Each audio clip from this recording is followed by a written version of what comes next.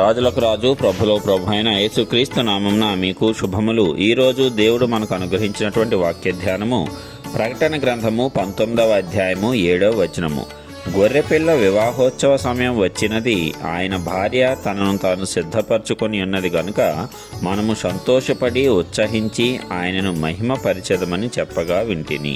ప్రియులారా, ఈ వాక్య ధ్యానాన్ని గనక మనం పరిశీలించినట్లయితే మరి యోహాను అనేటువంటి ప్రవక్తకు దేవుడు పద్మాసు ద్వీపంలో జరగబోయేటువంటి అంత్యకాల సంభవాలను గురించి స్పష్టంగా తెలియజేశాడు. మరి ఆ రీతిగానే ఇక్కడ పరలోకంలో భూమిని గురించి, భూమి మీద ఉన్న విశ్వాసుల గురించి, దేవుని సంఘము గురించి ఏ రీతిగా మాట్లాడుకొంచున్నారు, అవి ఎప్పుడు నెరవేరుతాయి, వాటన్నిటినీ కూడా మరి భక్తుని చేత దేవుడు గ్రంథస్థము చేయించాడు. ఈ యొక్క గ్రంథాన్ని మనము చదువుతూ ఉన్నప్పుడు మనకు జరగబోయేటువంటి సంభవాలన్నీ కూడా తెలుసుకోగలుగుతాము. మరి అదే రీతిగా మరి ఇక్కడ మనం చూసినట్లయితే గొర్రెపిల్ల వివాహోత్సవ సమయము వచ్చినదంట.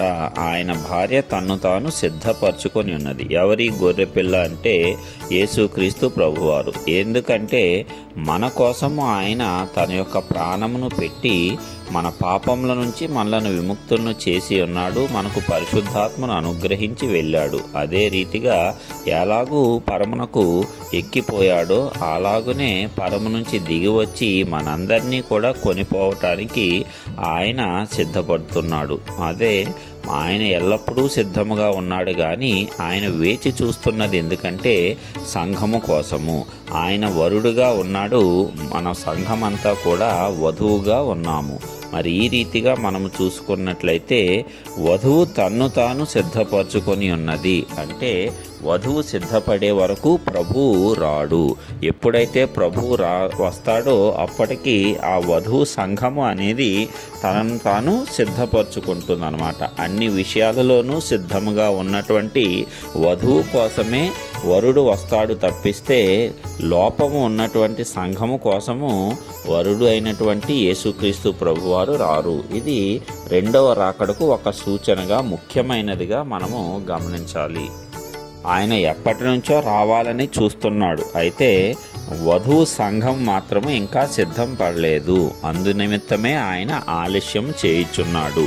ఎప్పుడైతే వధువు సంఘము తనను తాను పూర్తిగా సిద్ధపరచుకుంటుందో అప్పుడు ఆయన వస్తాడు, ఆ సంఘాన్ని ఎత్తుకొని వెళ్తాడు. మరి ఈ రీతిగా రెండవ రాకడ అనేది మనకు స్పష్టంగా తెలియజేయబడుతుంది. మరి అలాంటి సిద్ధపరచబడిన సంఘములో నీవు నేను ఉన్నామా అనే దానిని మనం జాగ్రత్తగా పరిశీలన చేసుకోవాలి. ఎందుకంటే బుద్ధి గల కన్యకలు, బుద్ధి లేని కన్యకలు యొక్క ఉపమానంలో దేవుడు చెప్పాడు కదా, ఎవరైతే నూనెతో సిద్ధముగా ఉన్నారో వారు మాత్రమే పెండ్లి కుమారుని యొక్క అంతఃపురంలోనికి ప్రవేశించగలిగారు. మిగిలిన 5గురికి తలుపు మూసివేయబడింది. మరి ఆ రీతిగా మనము అంతఃపురంలో ప్రవేశించి, అనగా దేవుని రాజ్యంలో ప్రవేశించి ఆయనతో పాటు జీవించే వారముగా ఉందామా, లేక మనకు సమయం ఉన్నా సరే దానిని వృధా చేసుకొని జ్ఞానము లేకుండా మూర్ఖత్వంతో అల్లరి చిల్లరి ఆటపాటలతో ఈ లోకంలో తిరుగుతూ దేవుడు ఇచ్చినటువంటి గొప్ప ఆశీర్వాదాన్ని, గొప్ప ధన్యతను, పరలోక రాజ్య నివాసాన్ని తృణీకరించుకొని బయట మిగిలిపోదామా అనేది మనమే నిర్ణయించుకోవాలి. ఇక్కడ చూసినట్లయితే ఎప్పుడైతే సంఘం అనేది సిద్ధపడిందో, వధువు సంఘము ఎప్పుడైతే తనను తాను పూర్తిగా సిద్ధపరచుకుందో పరలోకములో సంతోషం కలుగుతుందంట, ఉత్సాహం కలుగుతుందంట. ఆయన్ను దూతలన్నీ కూడా మహిమపరుస్తూ ఉన్నారంట. మరి ఈ రీతిగా జరగబోయే సంభవాలను భక్తుడు ముందుగానే దేవుని కృప ద్వారా చూడగలిగాడు, మనకు కూడా గ్రంథస్థం చేశాడు.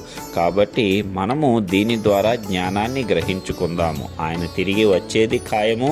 తిరిగి వచ్చినప్పుడు సిద్ధపడినటువంటి గొర్రెపిల్లగా ఆయన వచ్చాడు. అలాగే సిద్ధపడిన సంఘాన్ని వధువుగా తీసుకువెళ్ళటానికి ఆయన వస్తున్నాడు. కాబట్టి ఆ సిద్ధపడినటువంటి వధువు సంఘంలో నీవు నేను ఉన్నామా లేదా, ఉండగలమా లేదా అనేది మనలను మనం పరిశీలించుకుందాము. ఒకవేళ ఇప్పటికీ అలాగ లేకుండా ఉన్నట్లయితే త్వరపడదాము. త్వరపడి సిద్ధపడినటువంటి వధువు సంఘంలో చేర్చబడటానికి ప్రయాసపడదాము.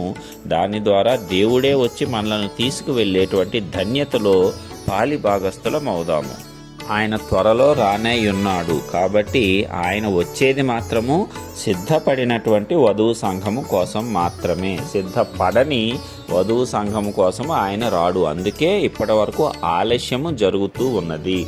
అయితే ఆయన ఇచ్చినటువంటి సమయం అయిపోయినప్పుడు ఇదిగో ఆయన త్వరగా వచ్చుచున్నాడు అనేటువంటి వాక్య లేఖనము కూడా నెరవేరుతుంది. ఆ గడియ ఎప్పుడు వస్తుందో, ఆ సమయం ఎప్పుడో తండ్రికి తప్ప ఎవ్వరికీ తెలియదంట. కాబట్టి మనము ముందుగానే సిద్ధపడదాము. ఏమాత్రము అలసత్వము లేకుండా ఎప్పుడు ఆయన వచ్చినా సరే మనలను తీసుకుపోవటానికి మనం అర్హత సాధించేలాగున మన జీవితాన్ని మార్చుకుందాము.